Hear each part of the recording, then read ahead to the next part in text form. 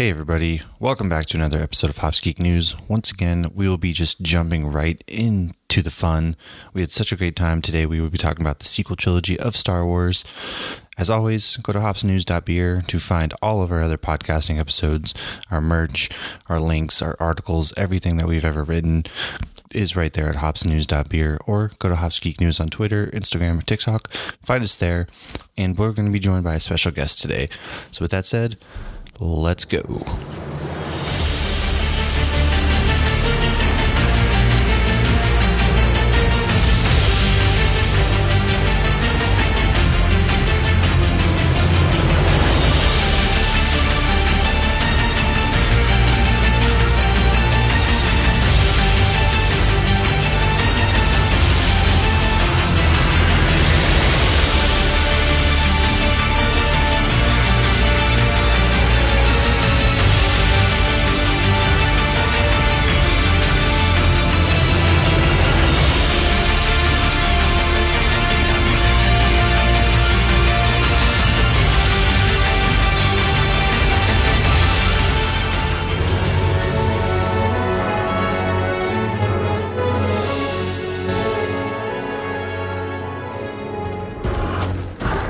Flooding tunnels over that ridge. We'll get in that way. What was your job when you were based here? Sanitation. Sanitation? Then how do you know how to disable the shields? I don't. I'm just here to get Rey. People are counting on us. The galaxy is counting on us. Solo, we'll figure it out. We'll use the Force.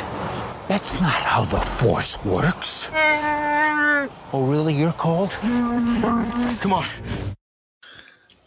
Hey everybody, welcome back. Like I said, we have a returning guest with us here to talk more like try and work our way through. This is a therapeutic session. All right. This might be a bit of therapy. Maybe we're just going to sit here and chat. I don't want to say bash necessarily, because there are some decent things. There were some gems hidden amongst the trash pile, but we are talking the sequel trilogy of Star Wars with our friend Kevin from Hopsnheroes.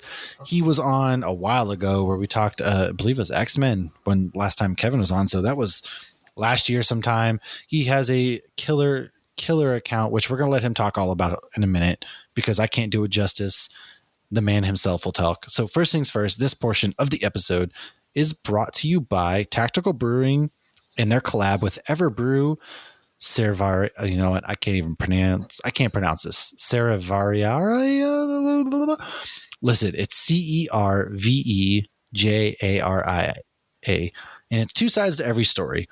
It's a New England IPA with Cryo Citra, Strata, mangoes, and mango terpenes at 6.7%. It's from Tactical, like I said, which is down in Orlando. Terpenes. Yeah, you're right. I don't know. I'm illiterate. All right. You know, some things, it just happens. So that's what I am drinking. It's a delicious, good New England IPA. Tactical always kills it. I figured two sides to every story was a good one for this, because we have two different sides of the coin, and also Jedi, Sith, all that good stuff. So Lauren, what are you drinking on this portion? So while you're drinking Orlando beer, I had a tactical beer earlier, but I'm actually drinking a Great Notion beer. So I'm drinking a beer that was brewed near you, and you're drinking a beer that was brewed near me. So it is called Strawberry Mochi, and it is a IPA with strawberry and vanilla flavor, and it contains milk sugar. So you can tell it's an IPA, it's hoppy, but it definitely has like a sweet finish, and I can definitely taste the strawberry. Sounds good. But I picked it for today because the guy on the can kind of looks like an Ewok, and he's got a hammer in his hand. He's like ready to kill some stormtroopers and eat them. Kind of does. That's fair. I'll give you that one. So, it definitely does kind of look like an Ewok, which we know Ewoks definitely were eating stormtrooper carcasses if they were willing to eat Luke, Han, and Leia. Ewok that I don't know where the hell this thing came from, but it says Burger King Corporation, Miami, Florida, Star Wars Episode 3.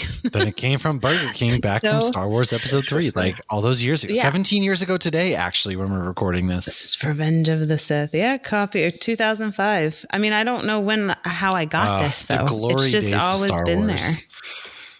I'm trying to think of when the Ewoks showed up in episode 3. They only showed up in one movie, but I think it wasn't it at the end with or maybe they I'm thinking add of them no, in? it was Wookiees. Yoda was with the Yeah. Wookiees. Yeah, he was with maybe the just Wookiees. celebrating at the end. Just some Burger King there was no exec celebration really- at the end of episode 3. I don't know what movie you were watching. I'm thinking when nobody episode was 6. celebrating. I don't know. The Organas were celebrating. They just got a new free baby. Yeah, right? they've been trying for years. Free baby. that sweet. Some executive at Burger King Palpatine was was just celebrating. dying for Ewoks and was like, "We're just making an Ewok stuffy for episode 3. It doesn't matter. It doesn't matter. Happy Meal." Capitalize. Do it. Exactly. Speaking of doing it, that wonderful voice you hear is our guest tonight, Kevin. Kevin, welcome back to the show. Go ahead and for those who might not have been here for the first time, let us know what it is you do, because you do some pretty rad stuff, really rad photography. So the floor is yours, man. Thanks. Well, first off, thanks for having me back. It's good to see you guys again.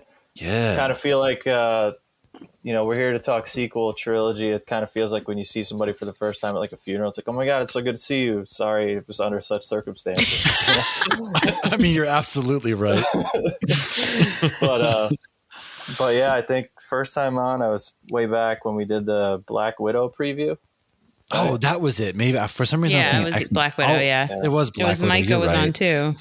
Yeah, I saved and myself. Micah dragged me on to Tavern Geek for X-Men. I think maybe that's where. Yeah, that was a good came one. You guys from. talked about X-Men 97, right? The cartoon. Yeah, the old animated series. That was a good time. But so anyway, so thanks for having me on. My name's Kevin. Hopsnheroes, my Instagram handle. Whereas I basically created that account to get out there and throw my love for action figures and craft beer together into some fun action shots. Just mix them up. 2 hobbies. They seem to go together well for some reason. It works. Try to get out there, set up some fun scenes, showcase some cool toys, some great beer, and hopefully people can enjoy it and have some fun with it. You guys, I know, I enjoy big it. fans, That's for and you sure. enjoy looking at it, and I appreciate it. Yeah, you do some really good stuff, man. Really good stuff. I got one cooked up for tonight. I tried to find the coolest thing out of the sequel trilogy. I sent you guys a little preview of my samurai Kylo Ren in front of an Adroit Theory can that we'll have coming up. I might post that probably the night you guys release this episode. We'll get that. Look, posted. it could be worse. We could be on here talking about the Morbius movie. All right. Oh, This is yeah. true. This is true. We don't want to do that to ourselves. So. Oh God, We still haven't no. even seen it. We did a whole I comic haven't. origin episode on it, and we haven't seen it. It's Well- sitting on my Plex server right now. So neither of you have seen it? No, God, no. All right, so then I'm that not makes giving up 3 my of us. money. That makes 3 of us. Then. I've heard enough to know that I don't need to see it. I haven't gotten. I know morbed the yet. whole. I know the one thing, the vulture, whatever. I finally saw that. I was just like, I don't They've been care anymore. slowly deleting that extra credit scene. Oh yeah, God, no. We're not getting morbed on this episode. All We're getting those- J.J. Abrams.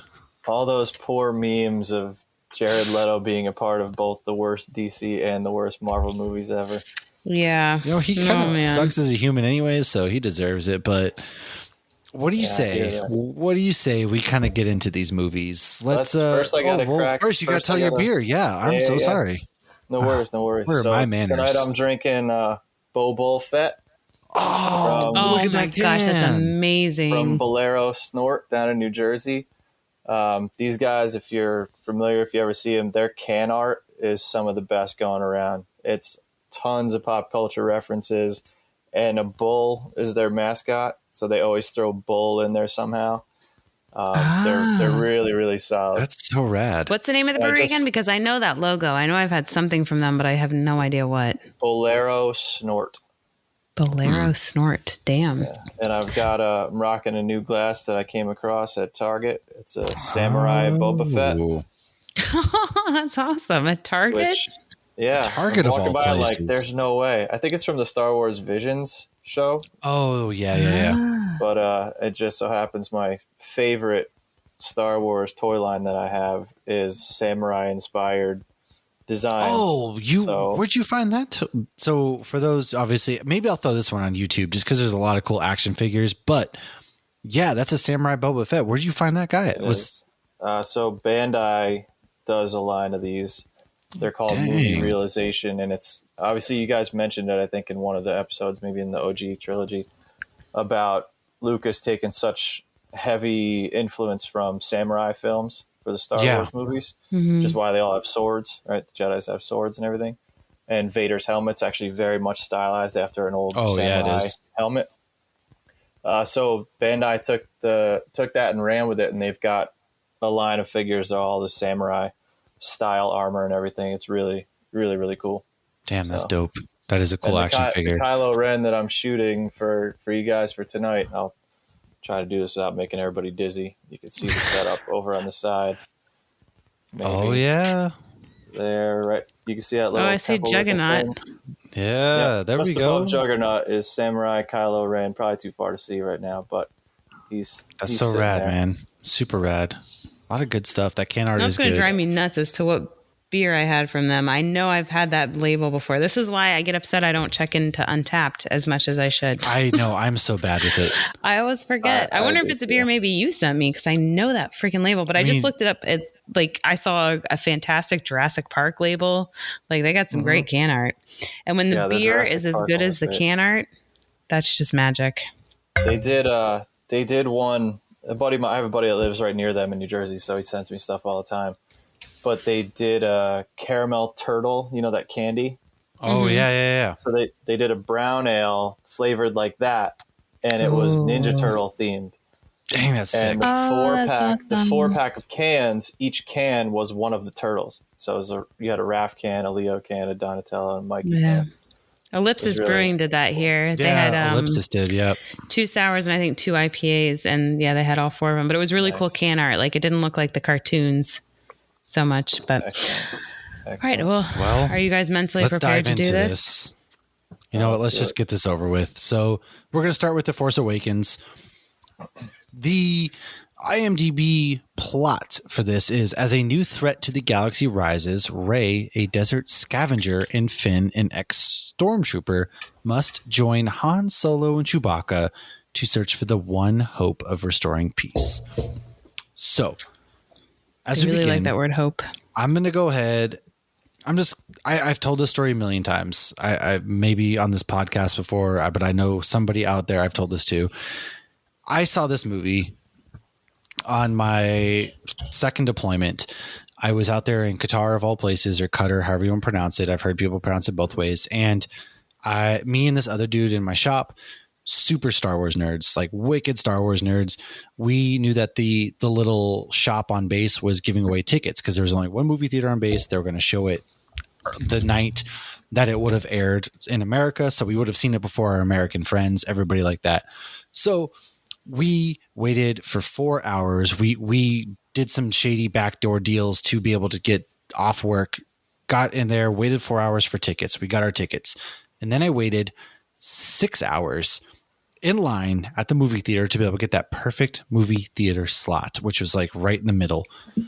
And as I am going into the movie theater after 6 hours of waiting in the hot desert heat in the middle of summer, or it felt like maybe summer, but no, I guess it was December at that point, because either way, it was still hot as hell out there. It was still 100 there, right? Yeah, it was like 110 degrees still, and this was at night. And so we're waiting to go in. As I'm going in, there was Wi-Fi there because, first world problems. And so I checked my phone, and somebody from my group chat back home had texted a picture of Han Solo being stabbed by Kylo Ren. And so that was spoiled by my friend as I'm going into the movie, and the rest is history. But I like this movie. I know it's a rehash of A New Hope. This to me was a good movie. It made me feel Star Wars. It really did. And before I dive into any more, I want to know, Kevin, did you see this opening night? When did you first see this? What were your initial reactions? I did see it opening night. I somehow convinced my wife to go with me, she's not a Star Wars person at all. But I thought it was great. I mean, I really enjoyed the movie. It was super fun. You mentioned a rehash of New Hope, but it definitely seemed to rehash almost all 3 of the original trilogy movies to a degree. They had a similar story up front. They end up on a snowy planet. Then they end up on kind of a jungly planet with with Maz's Tavern there. Oh yeah, a good story for another time. Yeah, so it was fun. I liked the movie.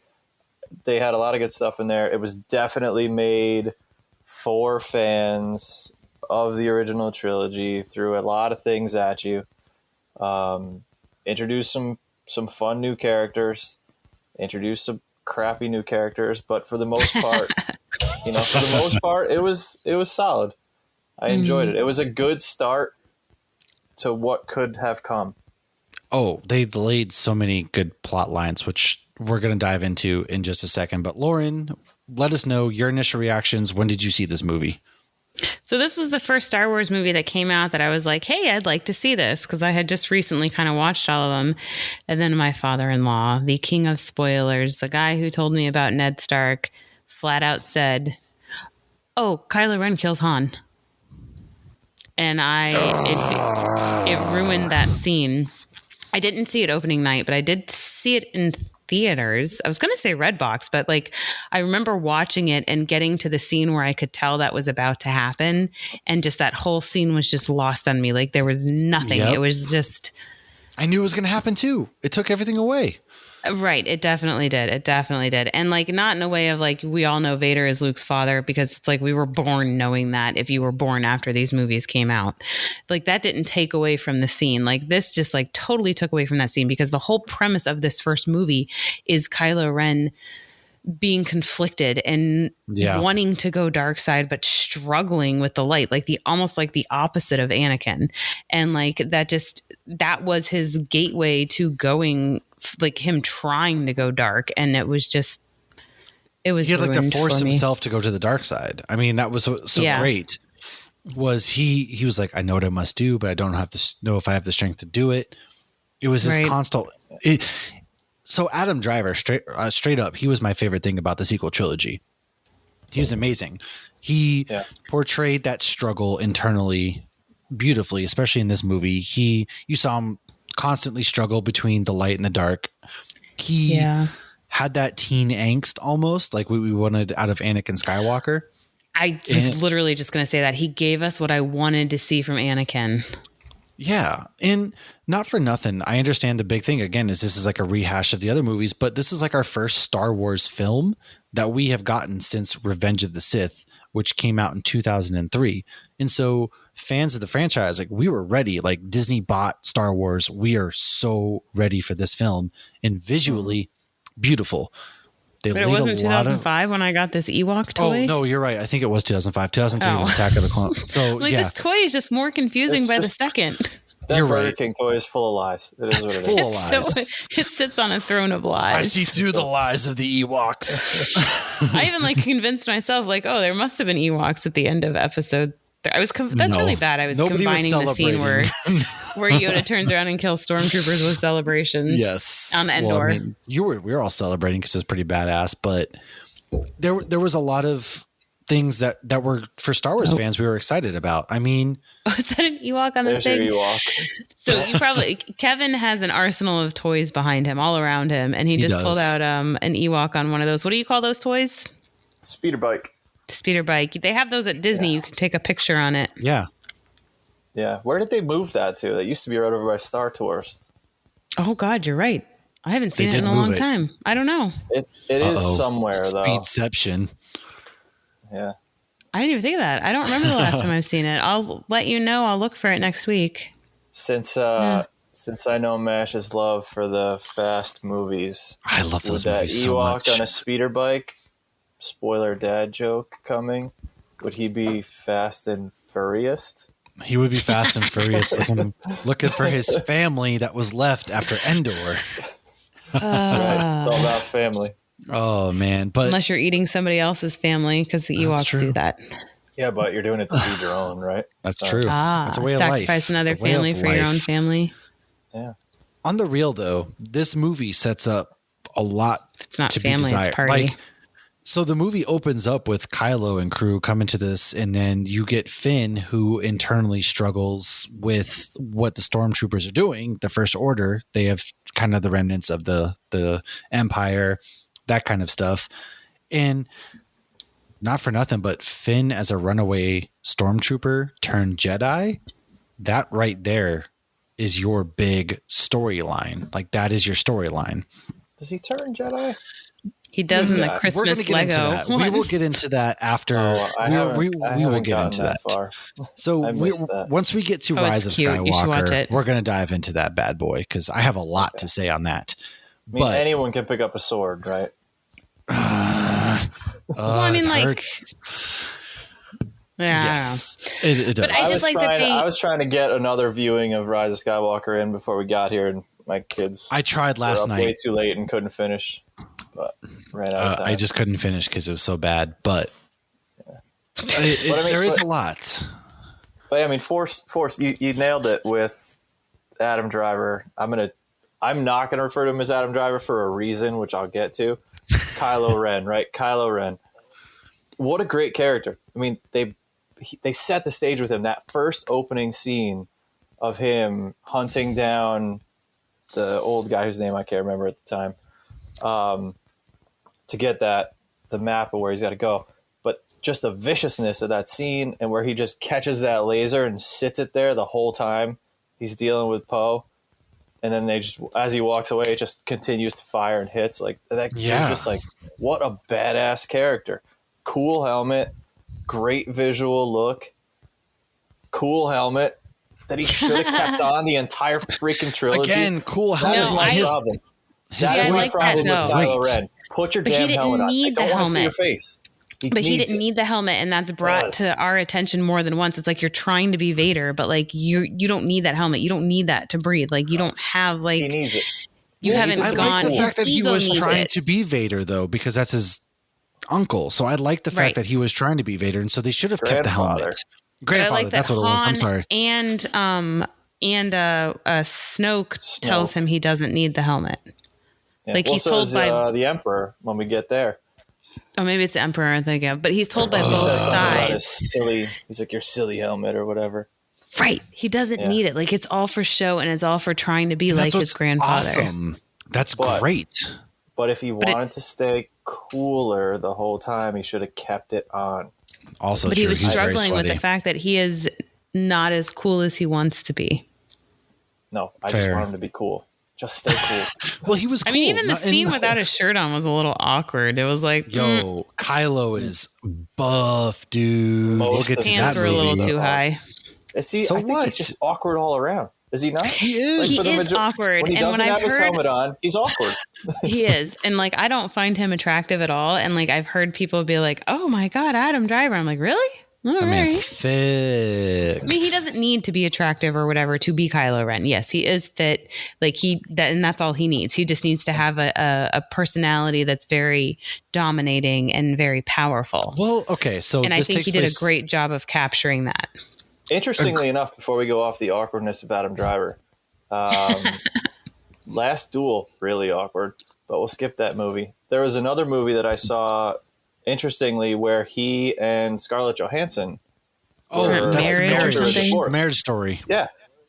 Oddly, the last main character we were talking about when I was here, and now this one. Yeah. So he's in that one, and then he's really good in Black Klansman too. Like I highly recommend that film as well to somebody who wants. I've only seen him in Star Wars. He's got chops. On Saturday Night Live. Adam Driver. He has some real serious acting chops, and he kind of like this movie takes place 30 years after the Battle of Endor.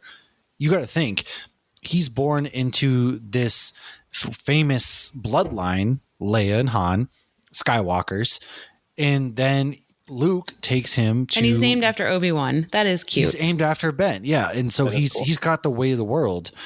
And so one thing that I wish this did more of was show us, like, we never really got an explanation as to why Ben was going down. I guess we kind of did. Okay.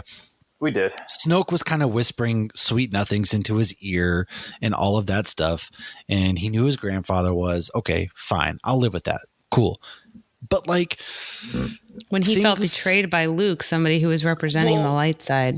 We're getting to that one in the next movie here in a minute. Like, trust me, I got time for that shit. That's his favorite movie. Let's let him go.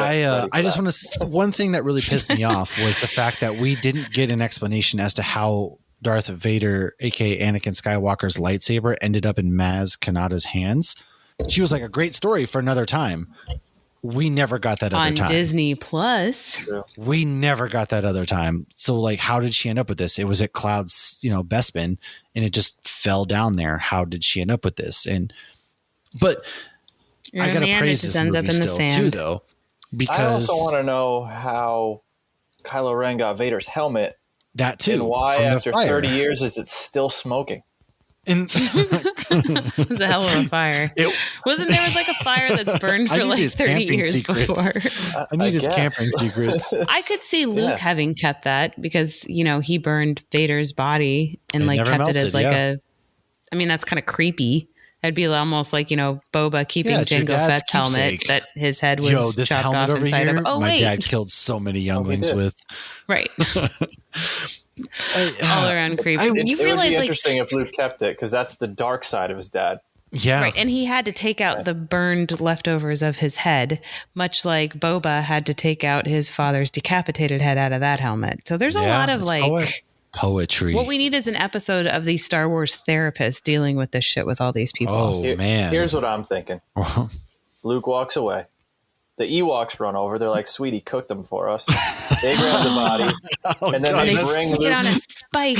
Then they bring Luke the helmet as a thank you. They're like, "This one's too burned to use as a drum. You can have it back." Yikes! And then when Kylo, after he kills all the younglings, he goes and steals the helmet and runs away. There you go. Yes. Well, speaking of beautiful and poetry, I really enjoyed in this movie the fact that the lightsabers, like the sound of the lightsabers, the sound work on this was great. When they ignited the lightsabers, they sounded really cool. And then we also get this forest scene at the end where like Finn picks up the lightsaber and him and Kylo are about to go to duel, and Finn actually holds his own for a little bit. Like that was also really badass. And so it's like, there's a lot to love. Yeah, we blew up another Starkiller. I hated the fact that they blew up the New Republic so quick. You never got to see the New Republic. And then we introduced characters like Captain Phasma who end up being nobodies. But there's a lot to like in this movie. I love it. It kind of captured that Star Wars. So before we go to The Last Jedi, Lauren, I know you have some fun facts. And then I want to get some last final thoughts before we go into this. Before we get to fun facts, I'm going to jump in on your lightsaber thing because not only do they sound awesome and looked great, Kylo's had a new cool sound with it, like a little it was bit sparking heavier. And everything. Yeah, his is like uncontrolled. It's just like all over the place. He built it himself. That whole thing. Now, I remember when this movie came out, all the controversy on Star Wars geekdom was Kylo Ren's lightsaber's impractical. That's stupid. It can't have those two little side, lasers, whatever. He's going to cut his own hand off trying to swing the thing. They're all going to do that. Nobody lost a hand. Yeah, I thought it ended up being awesome. And the way they utilized that feature as the movies went on was just great. I mean, in watching the first 2/3 of Rise again earlier today, he uses those side pieces to hold on to Rey's saber a couple times as she's like fighting with him. Oh yeah, that's right. And then in the beginning, see that movie, he's going around like stabbing guys with it and just slamming them into the ground. So they kind of did well with that lightsaber. Plus, it's just cool looking. It is pretty cool looking. I will say though that as somebody who has spun their kids' lightsabers quite a bit, they definitely would all have harmed themselves. There's no way in hell, especially when they're training. I mean, come on. These battles and whatnot, you're 100% like at least charring part of your body. That's probably the most unrealistic thing about Star Wars. Okay. So yes, that of all things, that's the most unrealistic. Go find a lightsaber and spin it around and try not to cut something off or touch yourself with the actual stick at all. It is. I have years of Jedi training, and it is very difficult. Yeah. Light speed travel. Nope, I'm sticking with it. We're just going to go with the lightsaber being the most unrealistic thing. 100%. In 10 years, when we're all holding a real one, Lauren's going to eat her words. Joke's on you, Lauren. No, you're all going to be holding a real one, missing body parts and having charred body parts. And then I'll be like, haha, I warned you. Where's your pinky? We did it. What? Worth it. Oh, where'd you get that huge scar on your back? Oh, you thought you were cool spinning it around like that? Yeah, did you cut part of your ass off? All right. Okay. Starkiller Base is actually a nod to Luke's original last name, Starkiller. I actually didn't see this. This is just my assumption because his original last name was going to be Starkiller. Jakku was going to be an ice planet, but J.J. Abrams said he wanted the sequels to resemble the originals as much as possible. So he made Jakku a desert planet. He's also the reason that these movies mimic A New Hope so much. That was 100% intentional. I know we've kind of already touched on that a bit, but he ripped off the original movies on purpose. Abrams wanted to open the film with the lightsaber floating in space and clutched by an amputated hand, but he got shot down. Captain Phasma, who is Gwendolyn Christie, a.k.a. Brienne of Tarth from Game of Thrones. So she was originally going to be a dude, and they started getting shit for really not really casting anybody other than Rey, and rightfully so. So they turned her into a female. And in my personal opinion, when you have a badass female character, it's almost scarier because nobody expects them to be evil. And then I thought she did a great job. I know you said she was kind of a throwaway character, but I really liked her. Maybe I'm just biased because I like her. So the armor of so much more. Could have been so much more. The armor was insanely awesome. She did a great job. With what they gave her, all 5 lines. Well, her armor was actually a discarded Kylo Ren idea. No, her armor was taken from Palpatine's ship. Like, she was such a fanatic. But not in the movie was it a Kylo Ren discard in production. Like, that was one of the things drawn up when they were trying to create Kylo Ren's outfit. Like, she was such a fanatic that her armor was taken from Palpatine's ship. So, like, okay. Would he have like an elite crew that he was working on? Like his yacht or something like that. So, space yacht. So Poe was supposed to die early on, but then Oscar Isaac expressed concern in dying so early on that he didn't want to do the role if he was going to die so quick, so they kept him alive. Boy, was he probably like, damn, I messed up. Lots of stars made cameos in these movies. So Daniel Craig plays a stormtrooper. Simon Pegg is Ungar the junk dealer. Bill Hader helped provide some of the sounds for BB-8. Warwick Davis, who we see in multiple Star Wars movies, is actually an alien at Maz Kanata's castle. And Kevin Smith is the voice for one of the First Order stormtroopers. So Kevin Smith, they were actually concerned about. Yeah, that was the first one I said. Oh, I didn't hear that one. I didn't hear that. He's the one in the room with Rey. Yeah. She tells him to go do something. Whoops. But with Kevin Smith, they were. If you look, I'm sorry to interrupt. I think if you look, his stormtrooper number, I think it's something 007. I think so. Oh, is it? That's awesome. So they were worried about Smith kind of, because he's a talker, kind of ruining things. So, of course, he had to sign NDAs and whatnot. And so the only thing he did come out and say was that when he went on to the Millennium Falcon, he cried. And anybody who knows anything about Kevin Smith, he cries a lot. Yeah. I mean, he cries over lots of things, so he definitely would have cried on that. So you can actually hear both Ewan McGregor and Alec Guinness as Obi-Wan Kenobi in the movie. BB-8 was one of the original sketches for R2, but back in the 70s, they could not recreate him with the ball rolling kind of thing. Maz's castle was a design originally intended for Vader's castle. So Peter Mayhew is so tall. He's the one who's Chewie. He's so tall because he actually suffers from giantism. And by the time they began filming this, that was really impacting his health negatively. So he's only Chewie in the scenes where Chewie could actually sit. The rest of the time, it is Juna Sutamo who doubled for him, and he is a Finnish basketball player. Yep. A production company behind Star Wars has pleaded guilty to 2 criminal charges after Han Solo, or Harrison Ford, broke his leg on set.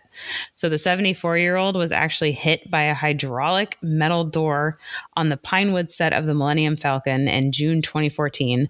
Ford thought it was, or he didn't think it was a live set, and he got pinned down. And the prosecutor argued that this was a foreseeable accident that could have actually caused him death. Okay, but he also doesn't know how to fly a plane right and crashed his plane in oncoming traffic, so... Who, Harrison Ford? Yeah. Is that in 6 days, he's 7 always nights? getting in airplane incidents. Always in That's airplane. where my head went too, Lauren. So this was actually the first Star Wars film to not have Kenny Baker cast as R2-D2, but he is credited as a consultant. So I thought this one was really cool. Outside of Maz's castle, you see different symbols, and one of them is Hondo's pirate flag. So there's a little nod to Hondo. The Millennium Falcon has a rectangular antenna in The Force Awakens, and that is because it lost its original antenna at the Battle of Endor in Return of the Jedi. And my last fun fact is the Millennium Falcon chess game that Finn accidentally triggers picks up right where the chess game between R2 and Chewie left off in A New Hope. And there's my fun facts. Interesting. Well, let's move on into The Last Jedi. Here's a close-up, by the way, of Samurai Kylo. That's pretty rad, too. Damn. That's sick. Those samurai toys are dope. I can't wait to see pictures. A little lightsaber. So, The Last Jedi, which was released December 15th, 2017, the Star Wars saga continues as new heroes and galactic legends go on an epic adventure, unlocking mysteries of the Force and shocking revelations of the past. If we remember from Force Awakens, this ends with Rey finally finding Luke and holding out the lightsaber, and we're left on a cliffhanger. Well, when this opens up, Luke tosses that fucking lightsaber off the cliff and doesn't want to do any of this anymore. I saw this. I'm a fool. Fool me once, shame on you. Fool me twice, shame on me. Guess what? Fool me 3 times because I saw all 3 of these fucking movies opening night. And you'd think I'd learned my lesson, but no. The Last Jedi I saw, and it was me, my dad, who's a wicked Star Wars fan, my wife, my brother, who doesn't go to movies. We finally got his ass out to see a movie, and his wife. And it was The Last Jedi. I bought the popcorn tin. Okay. I was so excited. I got the popcorn tin in my closet right now. I was so only excited. Bought the Guardians of the Galaxy 2 one. Why would you not be excited? They set you up so well. Set me up. You're getting Luke back. The hype is there. We found Luke's coming back. He's going to reunite with Leia. The galaxy is like saved. X-Men 3 all over again. Oh, yeah. And getting Dark Phoenix. It's going to be amazing. It's just like there was so much there. And we go into this movie, and it's a 2-day slow chase. Oh, my God. So they are chasing the First Order, wiped out the New Republic. Okay. Whatever. Fine. But then they spend this entire movie is just the First Order chasing the New Republic in their Star Cruiser. It opens up with your mom jokes. It had so much potential because, Kelly Marie Tran, her character Rose, like her sister, it starts off, it had so much potential because her sister's, a bomb on the B wings, and they're dropping gravity bombs on these ships. And you're like, hell yes. Yeah, I thought you said gravity bomb for a second. Yeah, those hit hard. No, maybe 18 years, when I was 18 years old. But, and then we get like Poe just telling your mom jokes. Hux gets degraded. Snoke, nothing ever happens with Snoke. Visually, yeah, great. This movie's great. It's visual. And then if you're like, one thing that you have good to say about this movie is that it does something different. That's the sign of a bad movie. Like, well, it's different. Well, that's a sign of a bad movie right there. Like the throne room scene, pretty cool. I like that lightsaber battle. That is a fantastic battle. Exactly. And then they go ahead. They completely disregard Foe. That's my shipping name for Finn and Poe. But Poe and Finn get completely disregarded. Finn was a damn ex-stormtrooper who was Force sensitive. We all knew it. It wasn't confirmed. And he gets degraded to just yelling Rey the entire movie. They go on some casino thing to tell us that war is bad. Well, yeah, we knew that. We fucking knew war was bad. No shit. And they completely just disregard. And then Luke's guess what? I was going to murder my nephew because I sensed bad in him. Okay. So I don't like those flashbacks. You were gonna murder your nephew because you sensed bad in him. Yet you were so adamant that Darth Vader, the man who killed younglings, who ruined the galaxy, had good in him still. I'm not buying that for a second. He does say at the end there is still good in him, Leia. But yes, he would have never gotten to that point where he was just going to go fucking slaughter him. He would have just murdered his nephew. But the flashbacks kill me because it's like, are we seeing the flashback of the young scared Ben and the very angry like Luke straight up evil? Is that just like Ben's perspective? Like we still don't actually know what happened, but clearly Luke was skewing it to his version, which I didn't like that at all. You get it both ways. right? You get Luke's version and you get Kylo Ren's version. Right. But I don't think either of them are accurate. Well, in Luke's version, right, he's so concerned he goes in there, it almost seems like he accidentally turns his lightsaber on just on instinct. And then Kylo wakes up and freaks out and defends himself, you know. And then in Kylo's version, Luke turns it on and tries to attack him. In Luke's version, he almost accidentally turns it on, and then Ben freaks out and swings at him first. But I'm not. You know, so I don't know. You're right, though. It's stupid either way. It's stupid. I'm not buying Ben Solo, of all people, is gonna just wreck the entire Jedi Order. That Luke fucking Skywalker, the man who beat the Emperor and Darth Vader. Well, okay, he didn't beat the Emperor necessarily, but Luke Skywalker is getting punked by some 13-year-old kid. No way. No way. And then you introduce the Knights of Ren, but you never see the Knights of Ren. Nothing ever happens with the Knights of Ren. Like, they're introduced, but nothing ever happens with them. And it's just like, what are we doing? They were in like a dream sequence or something, though. Yeah, they briefly showed them. Yeah. Thank God they finally used them a little bit in Rise of Skywalker. But oh, man. No, I mean, they could have been amazing. Like, they could have been the private guard, you know, from the beginning of Rise of Skywalker, which we'll get to. So I won't. So there's some letters to the editor. Spoiler alert. I'm gonna go ahead and at that point, Kevin, you actually ask, or no, you ask the best characters. Sean asks kind of how would I have done the trilogy. So we'll get to that. But you spend the whole movie, you don't tell your top general what your plan is, and then all of a sudden we can hyperdrive, jump through other ships, which why didn't we do this before? Like, we could have ended the entire rebellion. It's amazing. It's cool. It was so cool. When you saw that the first time, I was like, oh shit. But like, we could have ended the rebellion by just jump into hyperspace through the Death Star. We could have saved how many lives? So in the grand scheme of things, it's like, okay, you go against that. And then Laura Dern's just not telling Poe what their plan is. Okay, don't really agree with that at all, because I feel like they needed to do. Yeah, why would you not tell your top general? You're trapped on a plane, and then it's like the whole. It's like Finn, you just have to listen to what I say, and then Finn or Poe was like a dick about it too. Like it was both so sides were wrong. So they could have that moment of, oh, yes, I like him too, even though he's not listening to us. It's like Leia does her Mary Poppins impression, and then she's knocked out. Do we really need to talk about that shit? Her final film as Princess Leia, she is knocked out for the entire movie after, that whole sequence. And it's like, that sucks. It sucks. And then we get to Crate, and Finn should have died. Like, somebody should have died on Crate, like sacrificing themselves in that canon. Instead, we get the love, which I'm cool. All right, fine. Finn and Rose, they're in love, whatever. But somebody should have died, because then you feel the weight of that impact. And then you're going to tell me there was a lot of relationships they were insinuating that don't exactly. I don't understand what we were supposed to be Finn rooting has for. Force powers, even, and then so it's at one point I thought Finn and Poe were like. Well, that was a whole other thing. They were shipping that shit, and then Rey and Poe, and then Rey and Finn, and then it was all over the place.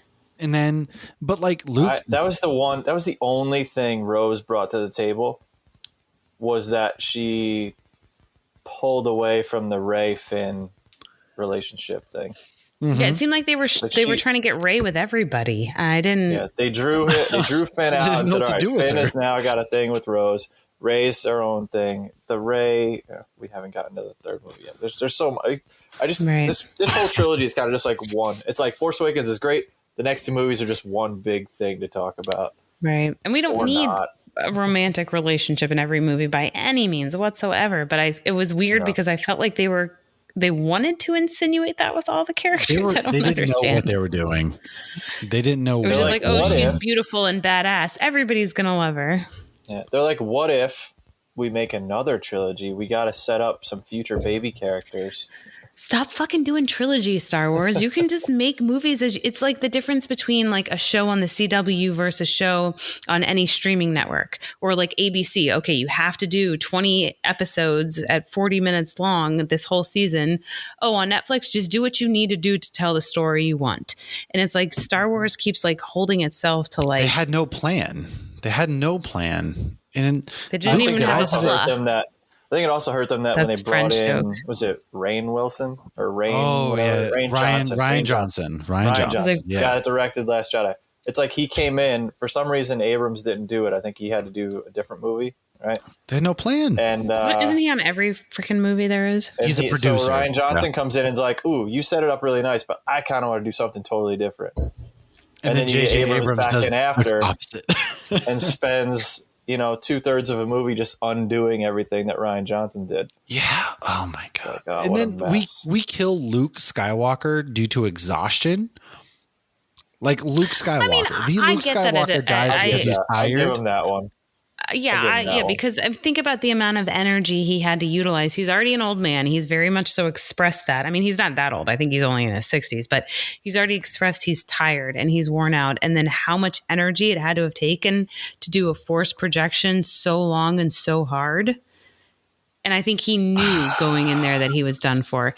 That's stupid. He even passed the dice or the die.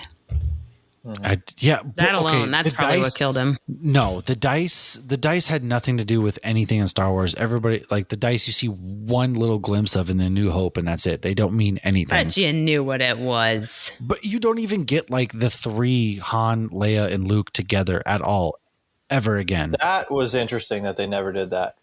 So it's like, that surprised me. Yeah. That was kind of sad, Lauren, when Leia was, I'll jump ahead to a fun fact real quick. Leia was supposed to be in more of the last movie. Before she I was going passed. to tell you. Go ahead, hit us with our quite a bit though. Shockingly, she is like they did magic with the footage they had. Yeah, I have some of the info on that below. Okay, so hit us with the fun facts so we can go into the Rise of Skywalker. For the love of Jesus, so you can put this movie behind you. I feel like we haven't done Last Jedi enough justice yet to. Well, I can do the fun facts, and then we can definitely go more into it. Facts, but I feel like we still need to talk a little bit on this one. All right. So Benicio del Toro was originally cast as Darth Maul. I want to talk. Let's go. Let's do it. That's why we're here. So yes, Benicio del Toro was originally actually cast as Darth Maul in The Phantom Menace, but dropped out when he realized that his screen time would be minimal. So we get him now. Although I hated him with that. I'm fine with that. I'm fine with him not being Darth Maul. Tom Hardy was a stormtrooper, but his scene got cut. Warwick Davis is in this as well. He is a gambler. Carrie Fisher's dog made a cameo in the casino. So if you see a dog in that casino, that's Carrie Fisher's. In Rogue One, Jyn Erso reads out the list of data file names, and one is hyperspace tracking. So this was not new information. This was not the first time we had heard this. And they mentioned it in the cartoons too, because I remember watching it and then texting Matt, wait, they knew about this? Yeah. Frank Oz was brought back to be the puppet master for Yoda. And it was the first time since The Phantom Menace that he actually got to do this because a lot of the other Yoda stuff was CGI. Mark Hamill is also not just Luke. He's also the drunk guy at the casino that's putting coins into BB-8. When filming, Laura Dern kept saying pew, pew every time she shot her blaster. And although it's not audible, like they were able to take it out, there is one point where you can actually see her mouthing pew. So that's fun. And my last fun fact, the actor who played Finn is John Boyega. And he said that he was on like such a strict like regimen with like working out and food and everything that he was like not losing his mind, but he really wanted to like have a cheat day. So he went to Carrie Fisher's trailer and she had candy hidden and she shared her candy with him. And he said she ruined his diet and it was the best thing that happened to him. Nice. That's what Interestingly, I'm in the middle of a fitness challenge at work and I'm on a pretty strict thing, but I'm breaking it tonight for you guys. Yeah. Fitness. Any diet that involves not drinking beer is just stupid. Yeah.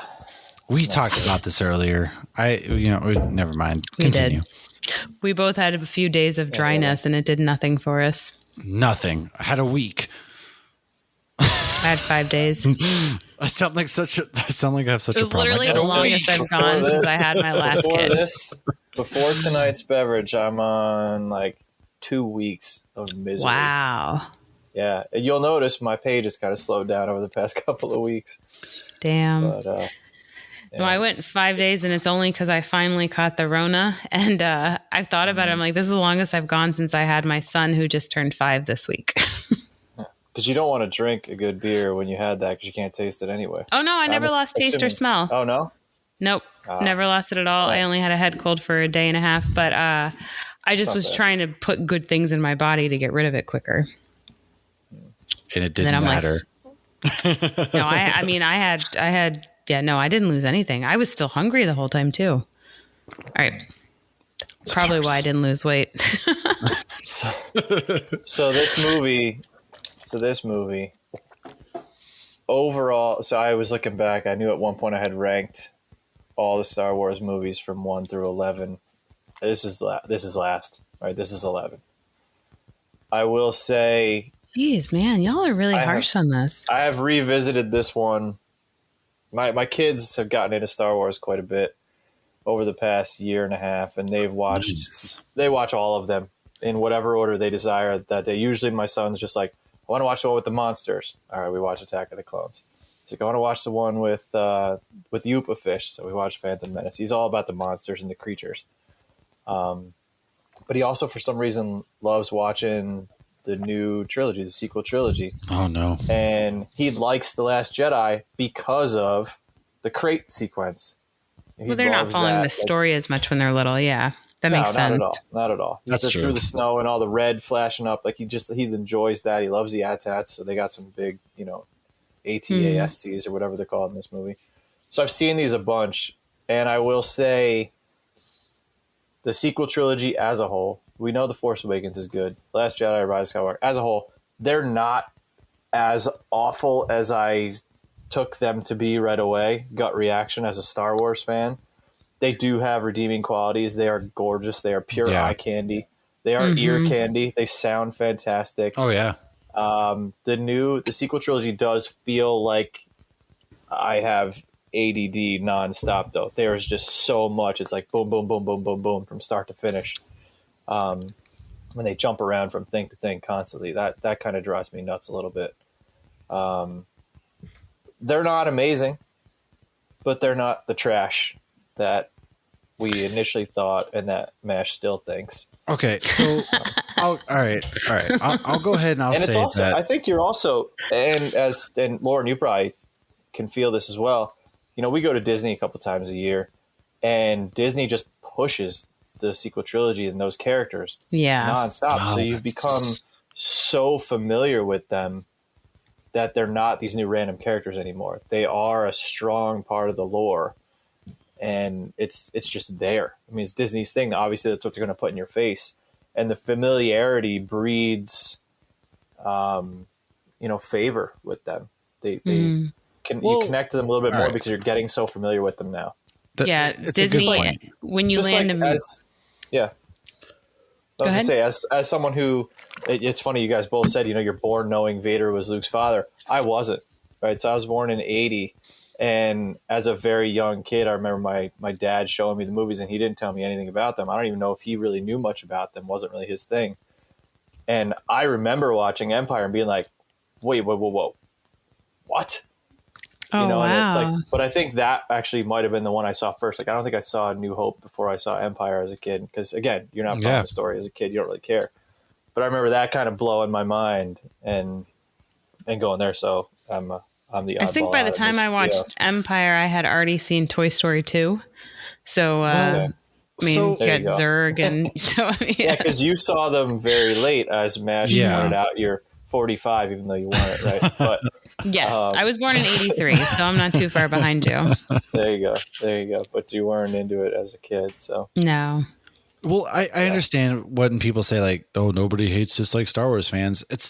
Of course, don't people steal my line. No, I'm going to steal it because I understand people are like, well, of course, we're passionate, right? Of course, nobody's going to be as critical about something if they're not as passionate about it. Like, if you're a casual fan, no, it's I get great. it. Like, that's sometimes how I feel about a lot of the Wolverine stuff. I hated the prequel trilogy when it came out. Yeah, I mean, you even see other that. than Darth yeah. Maul. Oh, And now Darth I go Maul's back and badass. watch it. I'm like, these are actually not.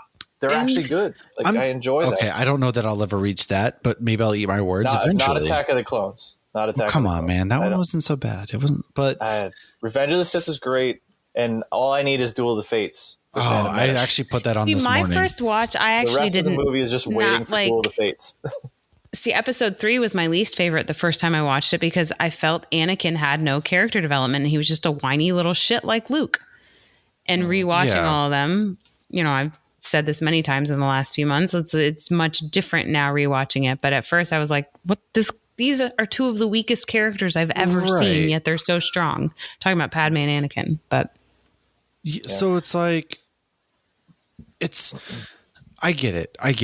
There's a lot to love within these films. There really is. There's a lot of elements. There's a lot visually, and I think that's what makes me so frustrated. Was there are so many plot threads that we just didn't expand on, and the fact that there was no coherent thought. It was just like one director outdoing the other, and it was just like that's not. There's so much to love about Star Wars.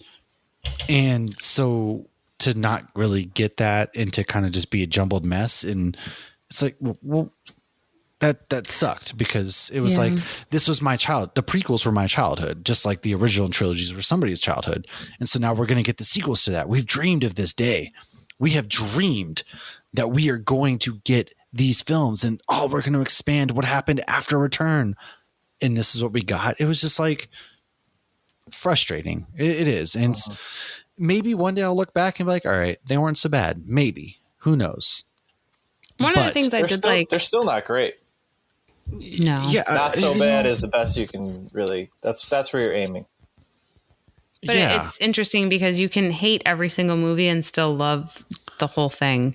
But what I was going to say about Disney real quick, I'm going to say about Disney and then I have something to say about the movie real quick. So Disney, and I'm going to write an article about this on our website soon. The premise of Batuu at Disney, and this is Walt Disney World. Don't know about Disneyland. Matt, you're going to write that article come this summer when you go to Disneyland. It's post all the movies. It's Chewie has landed on Batuu and needs work done on the Millennium Falcon, and he struck up a deal with Hondo. Yeah, and you're gonna, go do a Hondo. You're going to go do something on the Millennium Falcon to try to get it fixed and whatnot. So everything is post all of this. You see Chewie, you don't see Han, you don't see Leia, you don't see Luke, you don't see any of them. You only see the characters that are still alive now. You see Rey, you see Chewie, you see Ren. Oh, they did have a Vader. They don't put Finn. No, I've never seen Finn. They did have a Vader meet and greet that was solely for if you had the Disney credit card. I don't know if that's back because they brought back character meet and greets. So I don't know if that's back, but like you can meet BB-8, you can't meet R2. There's no Mandalorian stuff. There's no Grogu stuff. There's magic pictures with Grogu, but that's about it. So it is very interesting that you even said that because I really haven't even thought about it. Like they really are pushing you on like, being here now. And this is where the universe is now. Meanwhile, you can go get a picture taken with the Beast over at Magic Kingdom. Not Adam, the prince that he turned into at the end of the movie. Dinner, mind you. Right. And you can take a picture with Gaston, who, spoiler, died at the end of Beauty and the Beast. So it's not totally consistent with how Disney usually runs. So one of the things I did really like, I think it was probably my favorite scene. I was prepared for this time, Matt, because last time you kept asking my favorite scenes and I didn't have an answer. So I prepared this time and you haven't asked me. My favorite scene in this was when Kylo couldn't shoot at his mom. He knew his mom was on the ship and he couldn't do it. And then people came up behind him and shot him. Yeah. And I love this for multiple reasons. One, anytime you see, fucking A, man, he just lost. That's one. Just in case you missed as Lauren texted me the other night, that's one. I texted Matt the other night, that's one when the game ended. All right, that's so you have one now too. It's 1-1. There you go. So anyways, what was it? Okay. Sorry to derail you. Oh, no, you're not. No, not at all, actually. It's because I didn't wear my lucky jersey. I have my O'Neal jersey on, and I should have had my teal. I'm going to wear my teal Wade jersey next game, and they're going to win. Watch. They haven't lost a game since every time I wear that jersey, they always win. So not saying it's because of me. She's not familiar with the jinx She's concept. Not. Because I'm talking about it. I just knocked on wood. So okay. Let's move into. I think she was finishing a thought somewhere. I was finishing a thought until just y'all totally derailed me. Her, sorry. So I love the scene with Kylo not being able to kill Leia because, for one, you see that a lot in all sorts of movies. Like you saw that with Tony when he got mad at Bucky. Like it wasn't you killed my dad; it was like you killed my mom. You saw that with Star-Lord when he found out his dad, put the tumor in his mom's head. It was like there's that special connection, and I double loved it because Anakin's mom being killed by somebody else is what started him down the dark path. And so somebody else killing him sent him off on this. Meanwhile, Kylo's really still struggling and trying to be dark. And like, this is the moment, like he has to kill his mom. He has to take down the rebellion and he can't do it. Yeah. So I liked that. That's fair. Moms have a lot of power. If we learned anything from Batman versus Superman. Man, no, we're not doing that here. We are not. I'm sorry. Are we not open to all shitty movies on this podcast? We are not. Because that is a good movie. How dare you say his name?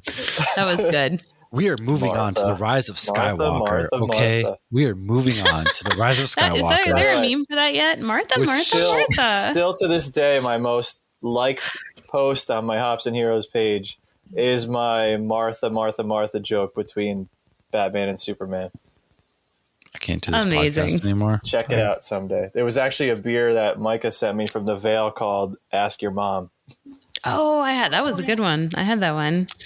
Yeah. I didn't like that name of that beer because to me it's like, oh, just go ask your mom. I'm like, what the fuck? I saw the can and immediately knew where I was going with it. I'll bring it up for you.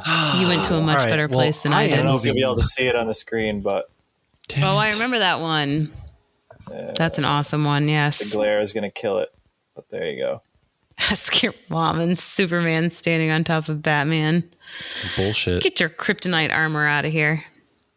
Bullshit. All right, we're moving on. We're moving on to the Rise of Skywalker, damn it. Before we move on. No. One last thing. No. It's the worst thing ever in Star Wars. Okay. The freaking Princess Leia flying through space horse shit. Like, completely unnecessary. That scene, no matter how much you like some of the other things, like the amazing battle in Snoke and how they kill him and go through, like, that battle scene is amazing. The only thing I can think of when I think of The Last Jedi is that stupid-ass Princess Leia flying back to the ship using the Force all of a sudden out of nowhere while she's unconscious, frozen in space. But it wasn't out of nowhere. Can't do it. It was out of nowhere. Vader mentioned she had the Force, and you do see in the last movie they do we knew that, but she never uses it, and then all of a sudden she could just fly through space while she's unconscious. Well, she had been training for 30 years in between. Awful. Just awful. In between 4 and 5. She was doing the equivalent of 6 and 7. Cardio kickboxing Jedi training. There was no real... Oh, so you think it's like when Happy said to Black Widow, oh, you've done some Taekwondo classes or whatever? Yeah, exactly. It was because they mentioned it in Rise, where we're going next, right? She started the training and she just wasn't into it. Like there was something that hit her and she's like, I can't do it anymore. She had a vision of Kylo going dark. Yeah. Yeah. So I don't know. I don't buy it. It's such a dumb scene. I'm sure there's someone out there that disagrees, like her daughter. Somebody's probably like, "This is art. What are you talking about?" Like her daughter. Jeez, we're gonna y'all are going hardcore on this one. Yeah, but like her daughter's in these movies. Yeah. She has 6,000 cameos. She really in the second 2 movies of this trilogy because it was like, oh, what can we do for Carrie Fisher? Let's put her daughter in every random Resistance person that comes to say something is her. It's like she's the only one that knows anything. Too, wasn't she in the? Yeah, she has a couple lines. She had the little buns, but her buns are much tinier. They're not Cinnabons. They're like mini buns. But again, it's like, how many times in this trilogy does some random piece of information need to get delivered, and she's the one that runs over to say it? It's true. It's like she's the Resistance PR person. Well, she got this job by her mom, all right? So exactly, it's nepotism. And that's fine. That's great. It's a good nod. It's hey, thank you for your service. But it's just. I mean, all of Star Wars is nepotism if you think about it. True. It's true. All right. Anyway, all right, we can get off Rise the of movie now. Skywalker. Let's hit the Rise of Skywalker. The finale. The last movie I saw before COVID. Oh my God. So I saw this movie opening night. I saw it December 20th, 2019. The only special thing about these movies is I saw the first one in Qatar, second one in Boston, third one in Boise. So it's like, oh, I saw these all different places, different phases of my life. You're like a world traveler. I am. No big deal. Humble brag. And so in the riveting conclusion of the landmark Skywalker saga, which actually concluded Return of the Jedi, but whatever, new legends will be born in the final battle for freedom is yet to come. So where to begin? All right. So this movie starts out with so much promise. So much promise. We get Kylo Ren on Mustafar. Was there anybody that was not beyond hyped when you learned the Emperor was coming back? Like, as dumb as it plays out, at first everybody was like, "Oh my God, that's amazing." I was not hyped. I saw the leak. I saw the leak that was like the Emperor's coming back. I was like, "No fucking way, this is real right now." I was like, "Well, they put out way. the one poster I think that had his silhouette in the background." And I was like, "No way." I was excited. I thought he was like a Force ghost. All right, to be fair, I thought this man was a Force ghost, and so the movie starts out with so much promise. Kylo's killing everybody on Mustafar. He finds a Sith holocron. He goes to a Sith temple. And then you hear that voice. And you're just like, no, please no. And then you see Emperor, you're like Michael Scott. God, no. Well, I was like, it's like Game of Thrones all over again. I was like, there's no way this is real. It's not real. The leaks are not real. And then they became real. And I was like, it's like the opposite of No Way Home. I want to die. Such a big thing. They just throw it out there in the first 5 minutes of the movie. Like, okay, Emperor's back. He's got this whole big thing. All right, let's keep going. Yeah, it's he's like, just whoa. He's strung up like a puppet. And he's just like talking with his deep voice. And he doesn't even look like Palpatine. Like, he's looking like he got some Botox done. And it's just like, he's pretty old. He's probably dead. We're doing it. Like, he's got missing fingers, but he's looking great for being how old he is. And after getting blown. But the thing is, it's not even him. I know, he's a clone. It's a like, clone. I understand. The clone looks like shit. Like, you I should have done a better job. In the legends, like the Palpatine cloned himself at times, but I was like, there's no way. And I was like, all right, we're gonna get decent. There was no setup. Okay, there was zero setup to this, and I was like, all right. And then our only explanation to this whole thing was somehow Palpatine returned, and you feel the pain impose, like, and he just raises all these Star Destroyers from the ice, and they're all fitted with Death Star cannons. It's like, what the fuck is going on right now? You're just like, no. And then they reduce Poe to being some spice runner before this all happened. Like, what? And then Finn. Hey, everyone has a past. Okay, but Finn, his past is a stormtrooper. So when stormtroopers are flying after them, I would think the ex-stormtrooper, his first thought isn't that they fly now, because the ex-stormtrooper would know that they fly because he's an ex-stormtrooper. But his go-to, they didn't have the jetpacks until after he quit. No, they were flying supposedly long before, and not in his division. And then I'm okay with the Force healing. He was like a janitor.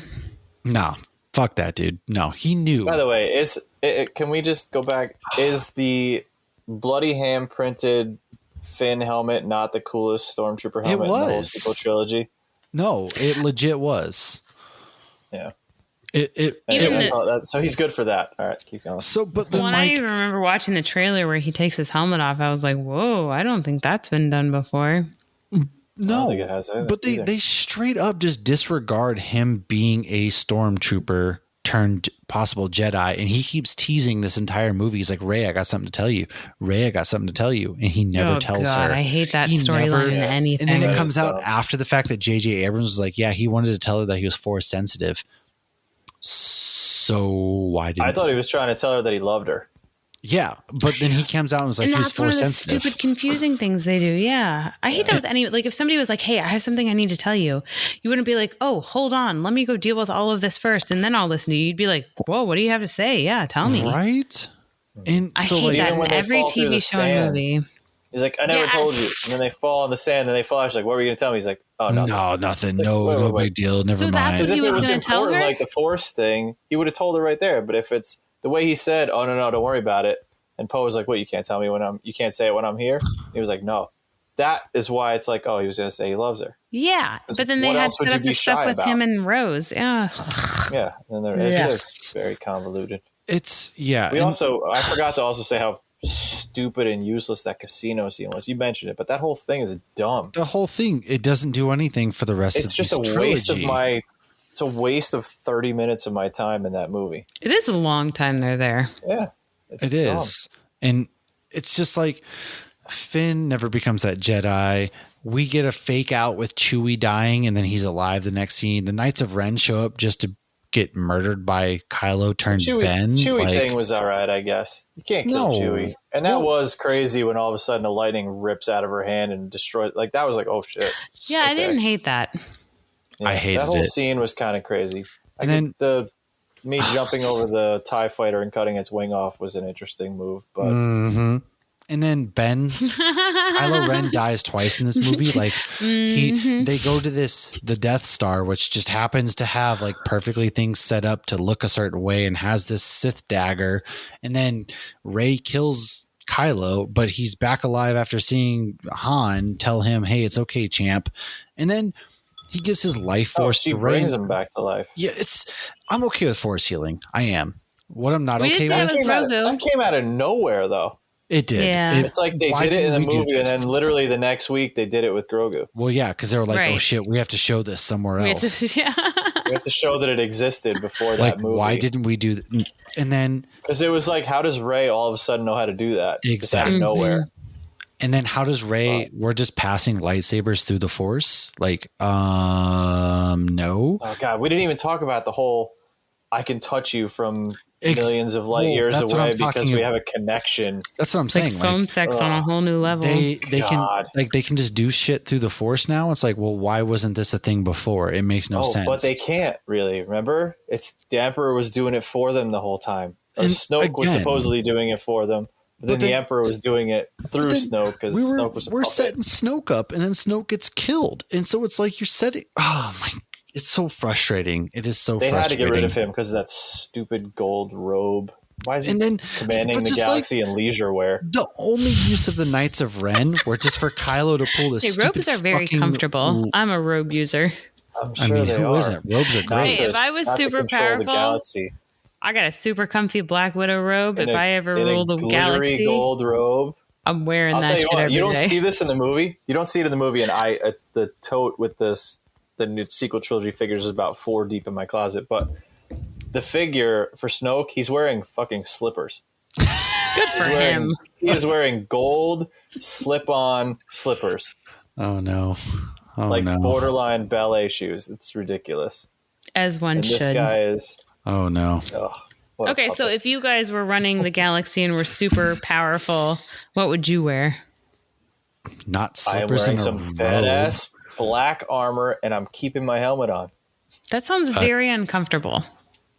Something. You're going to go along somewhere. Look at all the awesome Sith Lord concepts and characters we've seen. Darth Revan. Especially in like the Old Republic and everything. Yeah. You're wearing something like that. Like you are, any of them, but I feel like they're angry because they're uncomfortable. No. They're angry because they want to be. No. The old ones, the Old Republic. Can we get that trilogy next? Yeah, like I know. Can we get the Old Republic trilogy next? Those are some badass characters. All I gotta say is I run this house in a robe and slippers. I don't even want fun facts for this movie. You want a dramatic? You want a dramatic twist? You want a dramatic scene, a dramatic twist? Do the Old Republic story, and what is it? Is it Darth Bane who decides to implement the rule of 2? Yes. And just wipes out the rest of the Sith? Like, come on, show me that. So, fun fact number 1, Carrie Fisher passed before she finished her roles in this trilogy. So, to keep her in the story, they had a stand-in for her so people could still deliver their lines. And then they placed Carrie Fisher's face on a digital character. Unfortunately, though, I had mentioned before, she was supposed to have a bigger role. Fisher's daughter, Billie Lourd, was in the sequel trilogy wearing the infamous double-side buns, but she also played young Leia in the flashback scene we were talking about before when she's training with Luke. And you can tell because it doesn't look exactly like Leia. It resembles Leia. So Sally Guinness, who is Alec Guinness's granddaughter, also known as Obi-Wan Kenobi in the original trilogy, she plays a background First Order officer. So that's fun. I wonder, like, do they reach out to her and be like, hey, you want to have a cameo? Like, how does that work? I don't know. So the original design for the Sith throne on the Death Star that you see in Return of the Jedi was actually supposed to be Palpatine's new seat in The Rise of Skywalker. So those are connected. J.J. Abrams voiced D.O. That's the tiny little green droid. The guy that looks like Admiral Akbar is Admiral Akbar's son. At the very end, and this I actually liked when I rewatched because I had met Ahsoka for the first time and met, Kanan for the first time. So this was pretty cool. At the end, when Rey hears all the Jedis, you actually hear the voices of Ewan McGregor, Alec Guinness, Mace Windu, Frank Oz as Yoda, Liam Neeson as Qui-Gon. You hear Hayden as Anakin, and you do hear Freddie Prinze Jr. as Kanan Jarrus, and you hear Ashley Eckstein as Ahsoka Tano. So I thought that was kind of cool because I feel like it's in Rogue One, we get very subtle hints of Rebels, but I feel like this was the first time that it was blatantly, obviously recognized as the cartoons are canon. Obviously, we're getting more of that in Disney Plus, but that was pretty cool. Right. So in the scene when the camera pans up to the sky, it's the exact same stars from a scene in The New Hope, like in that one scene where they like pan up. So they did that on purpose. J.J. Abrams, again, very much wanted to replicate the original trilogy. The color yellow shows up for the first time in a lightsaber, and this was done to represent Rey's optimism. The opening sequence when Kylo... So you actually had mentioned this. I did not realize that the opening sequence where Kylo is straight up murdering people is Mustafar, because I thought Mustafar was just all lava. I can see that now because you see the red and everything in the background. But I, again, as I still, kind of consider myself a casual fan leaning into more, I had no clue. Nope, it was Mustafar. Part of the hilt. Going on the yellow lightsaber thing quick, Mash, you might know this. The yellow lightsabers, are they not reserved for the Guardians of the Jedi Temple? Yeah, they were supposed to. Okay. Now they represent optimism. She's kind of like the holder and protector of all things Jedi now, since she's the last one. Yeah, so they're basically the yellow indicates a Jedi Sentinel, which is a Jedi who has honed, whatever, his or her skills in a balance of combat and scholarly pursuits. And so the in-canon explanation as to why Rey has a yellow one is because she took on all of the strength of all of the Jedi that came before her. Interesting fun fact. Do I have it within reach? The original packaging for the Obi-Wan Kenobi toy. Now I have they did a 6-inch version, like homage for the 50th anniversary. In that packaging, so this would look the same as it did. He is holding a yellow lightsaber. That's true. He is. Yeah, that is pretty rad. But in the movie, it was blue. So yeah, yellow is the Sentinels or a Jedi who underwent some sort of identity change. But for her, she was all of the Jedi. It's the identity crisis. My God. In that scene, it's like, Palpatine's like, I am all of the Sith. And she's like, and I am all of the Jedi. It was, oh my God. So, his plan was to kill her to stay alive, but she kills him. It doesn't Part make of sense. the hilt of Rey's lightsaber is actually from her staff that you see in the first of the sequel trilogies. Really? Yep. The yellow one? Yeah, I actually Googled that because I was like, is it really? And you can actually see it's how the staff is kind of like, almost looks like there's like fabric around it. There's like one small piece of the hilt that does look like that. So Mark Hamill voiced the Resistance fighter Bolio, and that is the guy whose severed head we end up seeing. Yeah. However, Patrick Williams is credited as the voice because this is apparently one of Mark Hamill's fake names. Anthony Daniels is the only actor to appear in all 9 episodes. John Boyega, Finn, he actually left a copy of the script in his apartment after he moved, and it turned up on eBay for about $84 because the cleaning crew that came in after found it and put it on eBay. Fortunately, they didn't know what they had, and a Disney employee saw it before anybody else, and they were able to buy it.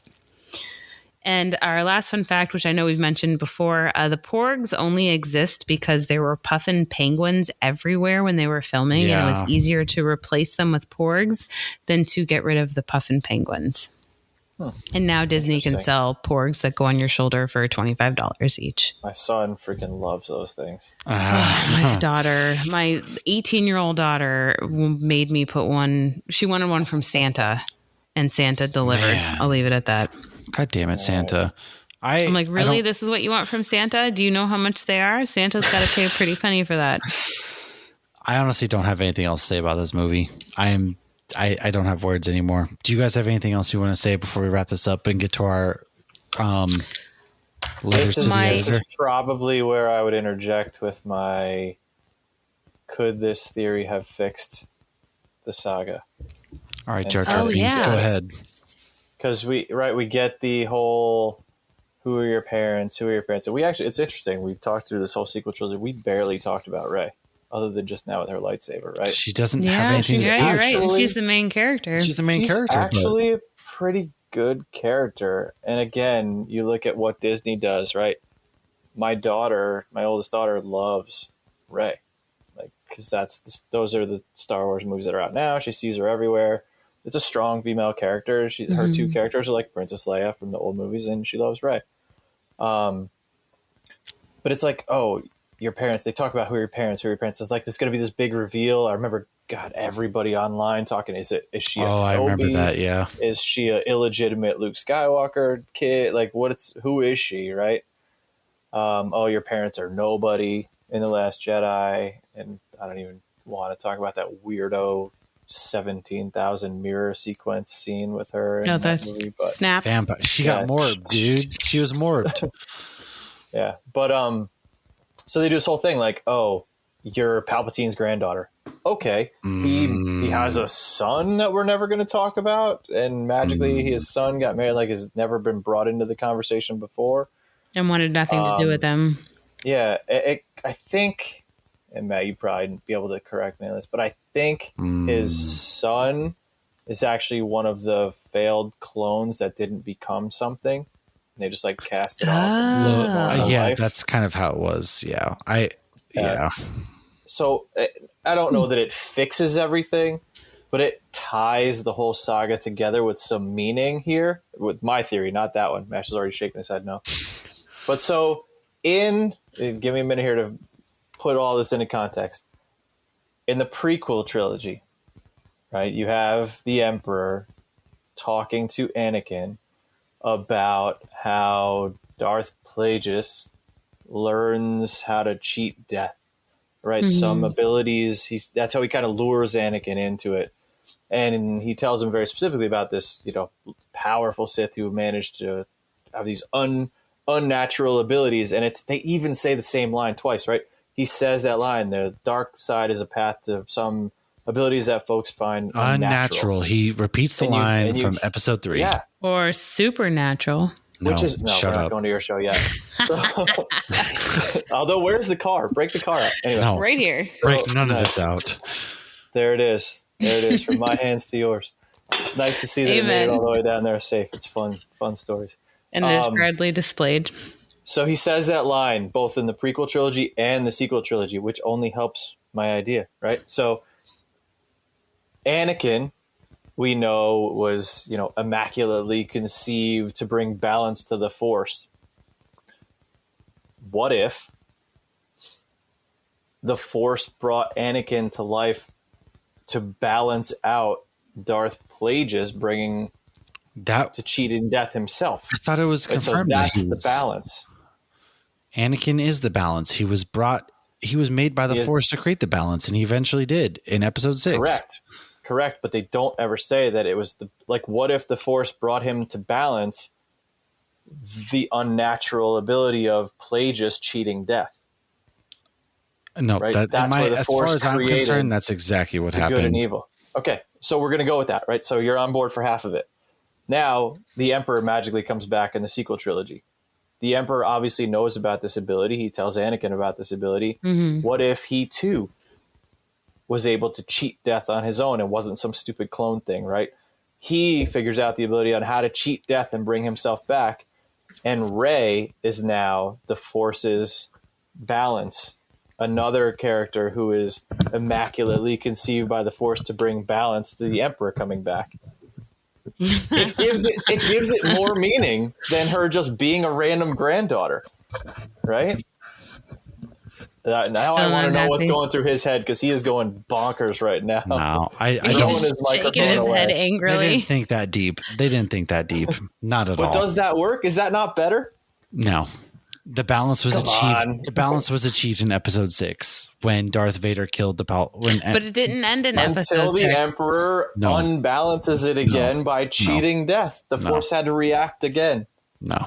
That's my absolutely not fan theory that I think they should have gone with. Oh, well, yeah. Okay. If you're bringing Palpatine back. You're just randomly granddaughter. If you're bringing Palpatine back, yeah, fine.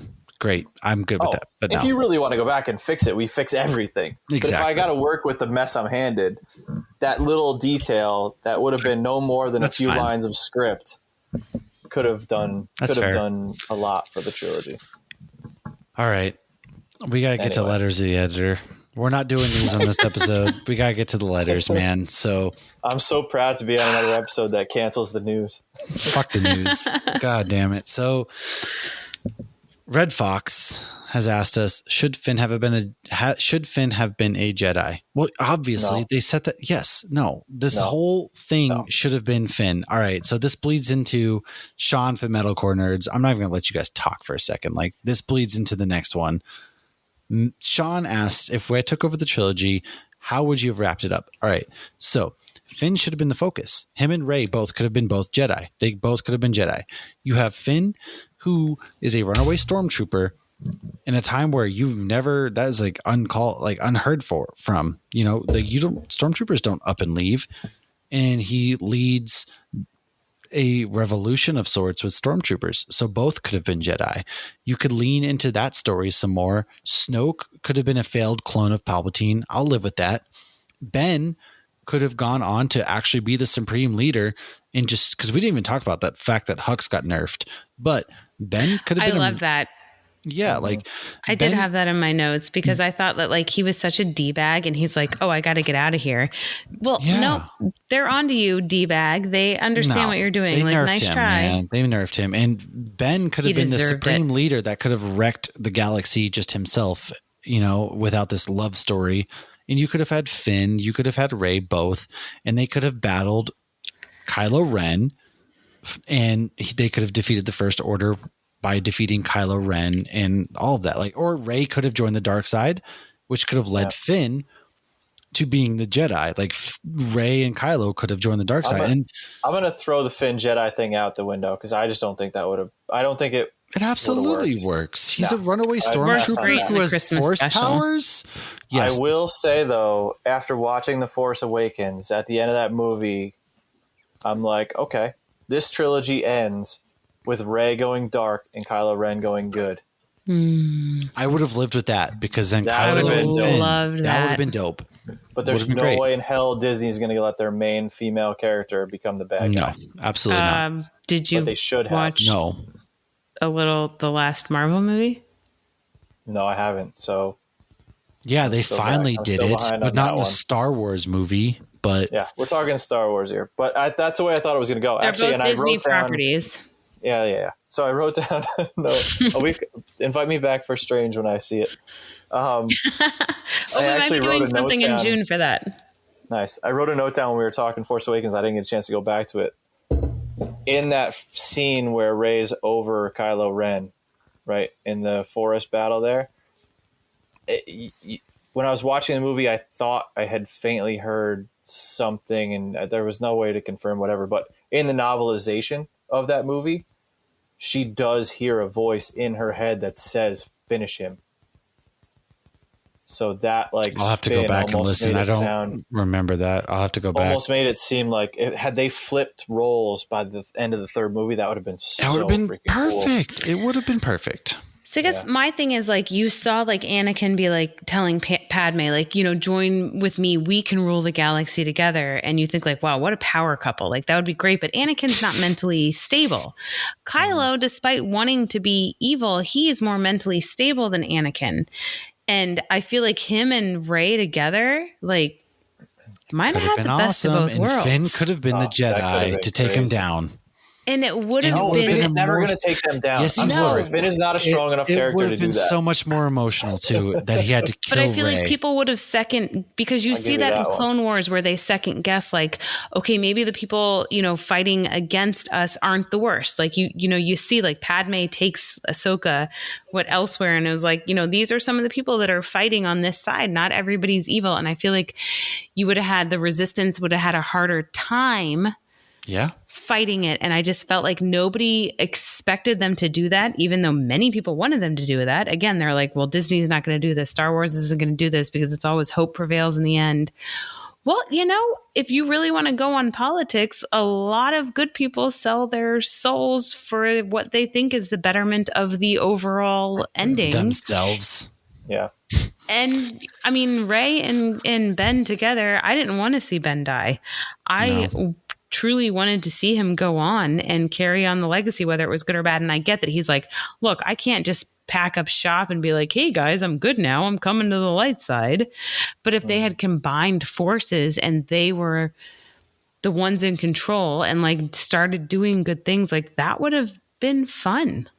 God, could you imagine a trilogy with their kid? Oh my God. Yeah. Who knows? Maybe Rey got force impregnated by that kiss. That's the thing. You never see two Force people have a kid together, have we? No. So Stacy has asked us before the final reveal of the movie, streams. Who did you guys want Rey's parents to be? No one. I agree. When I first saw it, I thought she was going to be like Luke Skywalker's kid or some bullshit. But after watching the Clone Wars, I think it would have been cool to see her be Obi-Wan's kid, because I still think that Obi-Wan and Sabine, Satine definitely Satine banged. Right, Sabine is a different person. That Satine's kid is Obi-Wan's, and that would have been cool if she was his. Yeah, agreed. I would have ultimately. I wanted her to be nobody. But if you had to connect her to somebody, I would have preferred it to be Kenobi. Agreed. But it could have been a random Jedi, too, whose story we never learned. Because I feel like a Jedi is a trait you get. Well, you're a Force user, you're not. You're kind of born with it. But like the fact that they set up at the end of The Last Jedi that like anybody could be a Force user, like there you go. Rey could have been a nobody. But is it a recessive gene? I mean, I feel like it's genetics. It's like a mutant gene. Right. So it's just you had hoped that like Rey had just had generations before her that it was recessive. And then these two parents have both had recessive, and all of a sudden, boom, here she is. Yes. Okay. I mean, genetically and scientifically, that makes sense. Yes. Wait, Max, you saying we're going to get the X-Men in Star Wars now? Yes, we are. That's how they're getting introduced actually into Disney. Just saying. Nice. So last question before we wrap up. Kevin, you actually asked this one, so I'm going to let you answer first. What were your favorite characters, and what was one thing you loved about the sequels? Oh, because I tried to put a positive question because I knew you were going to shit all over it. I like that. You know, he sent the questions. I'm like, you're going to be on this episode. You can ask whatever you want. It was basically more my notes, right? I still think Kylo Ren was the best character to come out of the trilogy, despite so many scenes with his helmet off. Despite so many scenes of him being just a whiny character. So desperate at times. I do think the mental struggle he went through and the back and forth, like you said, of so desperately wanting to be something, but not fully being able to let go of what he probably knew at his core was the right choice. Like it was a very cool character. Yeah. And that's pretty much it. I mean, other characters are good. Like I do like Rey. Not the strongest, but I do like her as a character as I watch them more and more with the kids. But Kylo Ren is definitely the best part. That's fair. Lauren, coming out of that. What about you? I actually completely agree with him. Kylo Ren was the tortured soul that we deserved in the previous movies that we didn't get. And there was, I don't know why. I don't know if it was casting or writing or what, because I do like Rey, but I didn't love her. I didn't feel like she was the female badass that we deserved. But I never really I gave did her a like chance her at to the be. same time. So she was maybe interesting. She was very badass in her fighting abilities. Yeah. She was like but raw. just seemed like a deer in headlights other than that. Yeah. Yeah. Everything surprised her. I mean, obviously she's very sheltered, lives in this, right. It was almost world too where much she didn't know innocence, any of though. this. Yeah. That's a good way to put it. Whereas like Leia, she came out straight out the gate, even she's a princess, we talked about it on the last episode, she's instantly insulting everybody. Right. And we loved that about her. And yeah, I guess Rey was just too naive and whatnot. Well, that's too fine. much hope. And I'm fine with her being raw because I liked her. I liked Finn. I liked Kylo. And I liked Poe. Those were kind of my favorite characters. And I thought they laid a lot of great storyline. I thought they did a lot of things visually and sound wise and things. It's just they didn't have a clear plan, and that's what derailed it. So that's the best way to summarize that trilogy. Yeah. No clear plan. So who knows where they'll go next? We'll see what happens. Kevin, before we wrap up, man, thanks for joining us. Go ahead, plug one more time where we can find you. An absolute pleasure to be back and chat with you guys on any topic. This one was fun, I think, even knowing that Matt was going to bring a pile of shit to this one. We had some fun with it. So thank you guys for having me back. It's all fun, man. Talking Star Wars, anything is always fun regardless. And for everybody out there, check me out on Instagram at Hopsnheroes. If you like craft beer and or action figures, that's what I'm going to bring you. So throw it out there. Yeah. Throw me a message too. You want to throw me a private message and say, hey, I'd love to see this character, this figure out there. I'll see what I can do to bring it in the mix.